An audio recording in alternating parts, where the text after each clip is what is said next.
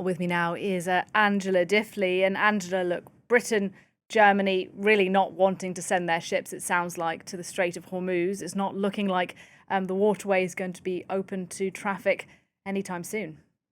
No, and, they're very clear about saying that this is not a NATO war. As we were saying earlier, NATO was set up so that if a NATO member is attacked, Article 5 can be invoked. That means other NATO members have to rush to its aid.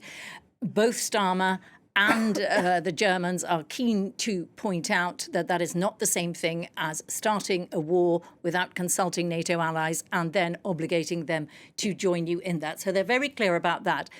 That said, this is all quite complicated because Ukraine feeds into all of this as well.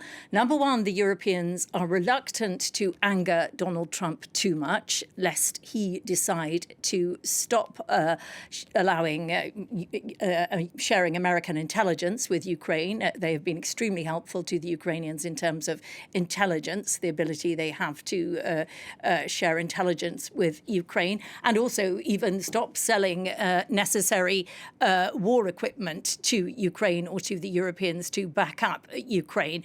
So they do not want to incur his wrath on that. So that is all very complicated, this Ukraine element to all of this as well.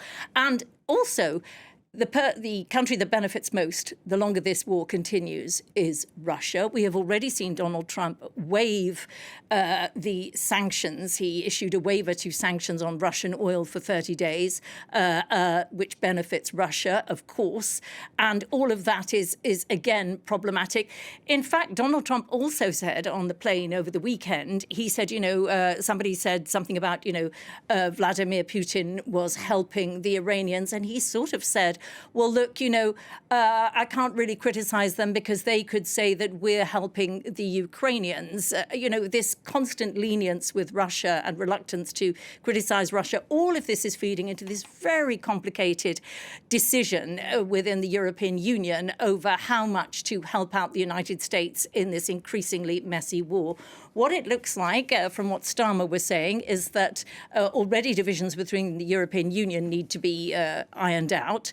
But once it looks like they are trying to get together some sort of coalition of the willing, that might include India, it might include South Korea, it might include a number of other countries, Gulf states, and to try to separate it from the wider war, that in itself is quite an ask, and to organize something that might be a way of securing the Strait of Hormuz. But, as to how they plan to do that, it's really very, very unclear.